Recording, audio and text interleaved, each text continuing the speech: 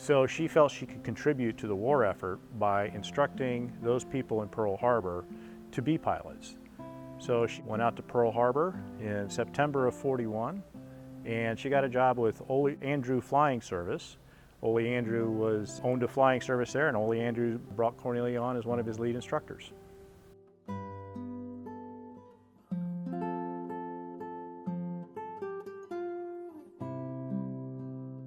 She was an interesting gal. She was tall, she was pretty, and she was smart. Now, two of those dimensions as a Nashville debutante are not really assets, that being tall and smart.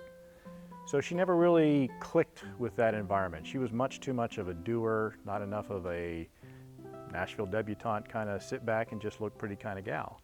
So she quickly got her ratings accomplished, and so within a year and a half basically, she had her instructor license. So Cornelia, she was a dedicated flight instructor. So on December 7th, Sunday morning, she was out there very early instructing a student by the name of So'umala, who was on his pre-solo flight. So first thing in the morning, they're up airborne. 7:45, they're circling the airfield. They're over John Rogers Airfield getting ready to land. Cornelia looks out one side of the airplane and sees an airplane coming right at him. Her first thought is, those Army Air Corps guys are flying in the wrong airspace. So her first reaction is to kind of curse those Army Air Corps guys. So she grabs the plane, pulls the airplane up, barely gets missed by this pilot that never even saw her. And as it flashed underneath her, the first thing that she really sees is the rising sun on the top of the wing as it goes by. And she realizes now that this isn't an Army Air Corps airplane. This is the Imperial Japanese Navy bringing their aircraft in to attack Pearl Harbor. She looks towards the harbor. She sees the first bombs going off quite literally. So she takes the aircraft and continues to fly it. She turns to the runway as quickly as she can. While she's in the turn to the runway, she hears an airplane pass behind her. She never sees it, but she hears strafing. So she knows she's being shot at by these aircraft, but she never saw that one. She gets it on the ground as quick as she can, taxis up, shuts it down. They jump out, they start running across the tarmac back towards Andrew Flying Service, and they get strafed again by another Japanese Zero. In the first pass, she narrowly missed being collided with, and then two strafing runs. Somewhere in there, the airplane itself got hit, but she never got hit, nor did her student. They ran into the flight service and they yelled, "Hey, we're under attack by the Japanese." Everybody kind of laughed at them and said, "Hey, Cornelia, that's cute." One of the mechanics runs in just about 30 seconds later and yells, "We're under attack by the Japanese," and Bob Tice just got killed on the ramp because he was hit while he had done the same thing Cornelia did. He landed, started running across the tarmac, and was shot. So after the attack, she came back out to the airfield on Monday, saw holes in the aircraft from the bullets, kind of really impacted her as to, well, how close she had come to being a casualty of that day, like some of the other people that were flying and some of the other civilians that were flying. And so the military basically said there's no civilian flying on Hawaii anymore. So all of Ole Andrew's airplanes were pushed back into hangars and kind of just tucked away for the duration of the war. Didn't come back to life until 1945. So after the attack on Pearl Harbor, all civilian aviation was grounded in Hawaii and on the west coast of the United States. So now all of a sudden here's this flight instructor with a passionate love for flying, and she's grounded. So there's kind of, one, she isn't able to do what she loves to do, and two, there was a genuine fear of Japanese invasion of the island. So basically the goal for all the civilians and non-combatants and those people that weren't signing up to directly join the Navy from there or weren't a part of the military already was, it's time to head home. She got home and was at Nashville for a while, and obviously everybody was interested in this story of this young woman who was one of the first to meet the Japanese, one of the people to see the first bombs going off while she was in the air. She was always looking for a flying job, and she finally heard about the Women's Auxiliary Ferry Service starting up, and she was literally the second person to join the WAFs and started flying PT-19s and doing deliveries of PT-19 out of Dover. So that was her first job in the military. She was very excited, very proud to be a part of that, and she did that for quite a while. Eventually, she was essentially promoted to BT-13s, and she moved out to Long Beach, California, and she was flying BT-13s and delivering those out of Long Beach, California. until she was killed in an in-flight accident. So what happened was they did some formation flying and they said, well, okay, that was awesome. They started drifting apart, said, we're done. And then they start checking fuel and you're looking down like this and you're not really looking outside, and then you start that drift towards each other and you don't really see it in your peripheral vision.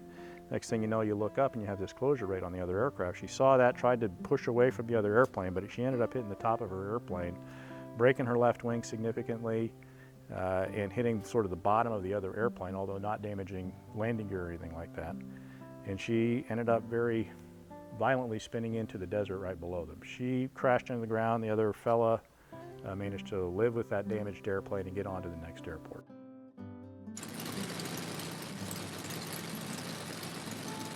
So when she got to Hawaii, when Cornelia Fort got to Hawaii, she started flying with Andrew Flying Service, and she was flying all of their airplanes, and there were several cadets there and several other aircraft, and her logbooks reflect several different types of aircraft. Her logbook only reflects one registration number of interstate cadets. So it was a little confusing initially when we bought this airplane that, you know, her logbook would say something completely different. Logbook being primary data, you kind of looked at that primary data and go, well, this is the facts. The bigger problem was this airplane, 37266, lived on Hawaii for many years afterwards, flew in Hawaii for many years afterwards, all the way through the 1970s. And all that time, this airplane was known as the airplane that Cornelia Fort was flying the day that the Pearl Harbor was attacked. So it became this question of reconciling a verbal legend on Hawaii of this was the airplane Cornelia Fort was flying. It had that sort of connection to the provenance of always having been there, and reconciling that to a logbook that said something completely different. So this aircraft came back to the United States somewhere in the 1980s timeframe, was owned by a couple of owners, and then was owned by one particular owner at the end, George Mothershed, and I believe that while he owned this aircraft, he passed away. And it kind of came into a estate sale situation where the family didn't really know the story behind this airplane. It was a passion of his. It was one of those things that kind of fell by the wayside in that transition and that, you know, terrible time of his passing. And so this airplane kind of became a bit of a liability, and so I think that's how it ended up in a scrap heap. And the guy that bought it had basically 3 airplanes and a bunch of other airplanes parts. He was building a business along that line, but it was time for him. He had decided he was going to retire, so he had literally 3 airframes of interstate cadets and a whole bunch of parts. So he called the most prolific interstate cadet flyer out there, and that's Kent Peach. So Kent Peach talks to the guy and finally says, sure, I'll buy all your parts. And the guy did suggest that there might have been something about the Pearl Harbor airplane in this pile of parts. So Kent was particularly interested. He goes down and he picks through the pile of parts, and lo and behold, he picks up one of the airframes, and it's aircraft 109. To validate that, he talked to another expert on the interstate cadets, and that's Tim Talon. Tim kind of knows the interstate cadet. It's his favorite airplane. He's rebuilt many of them. And he knows them very well. And so when Kent called and talked to Tim, Tim agreed that this was the interstate cadet that the Cornelia Fort was flying during the attack on Pearl Harbor. So they had it restored. Tim Talon did the restoration, did a beautiful job, just every little detail, like these little pins that holding the engine cowling shut. These things are a pain in the neck, but they're authentic. So Kent got to a place where he was looking to downsize his operations and start selling some of the interstates that he had in his collection so he could start restoring other aircraft. He didn't want to get rid of this, but he also couldn't really keep it. So he and I were literally talking in the ICAS bar and the ICAS convention in 2012, and he was telling me these stories about how he has about this airplane. I really respected that particular airframe because he had told about the year before he had done the 70th anniversary recreation, and just not many people showed up. So he was a little frustrated with that. And I kind of said, well, I think it's because of this disconnect in the history and the provenance. I bought it from Kent, and the deal was, I'll buy it from you at just basic, really nice interstate cadet prices. And if it turns out to be the Pearl, then we'll work together. And if it doesn't, then I just own an airplane. So I kind of bought it on the basis that it's just a regular old interstate cadet, very beautifully restored interstate cadet. But just an interstate cadet. So we did the research. Eventually we figured out that there was a flaw in the logbook, and we kind of proved that this, beyond a reasonable doubt, is the airplane that was flying over Hawaii, and that the verbal legend had a stronger position of truth than the logbook itself had. So on my initial research into the Pearl Harbor story, I was kind of surprised. I found out that there were really 8 general aviation aircraft, civilian pilots, flying that morning in the air. I, somewhere along the line, acquired the concept that there was only one airplane flying. I think quite literally from the Tora Tora Tora movie. And so it built in my brain that there was this sort of one airplane flying and that was it. Well, there were 8 flying. There were Marguerite Gambo and Cornelia Fort. There were 2 women flying. Several of the people that were flying were killed. And so in buying the airplane, I decided, it kind of struck me that there's an important story to be told here. And that's the story of those other 7 airplanes that were airborne. Everybody knows there was one because they saw the movie.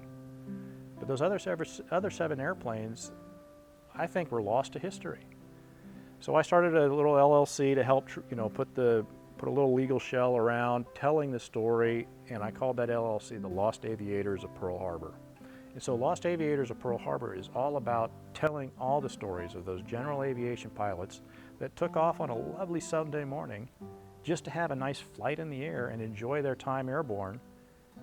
And all of a sudden they took off civilians, all of a sudden they're landing combat veterans, or they were killed in combat. There were 2 Cubs that were out over the water just off of Oahu. Both of them were shot down and never seen again except for one foot, literally washed up on shore. So there's some fascinating stories behind these other 7 airplanes, and we're just trying to use this one aircraft as the fulcrum for telling the broader story of general aviation that was caught in the middle of a war zone.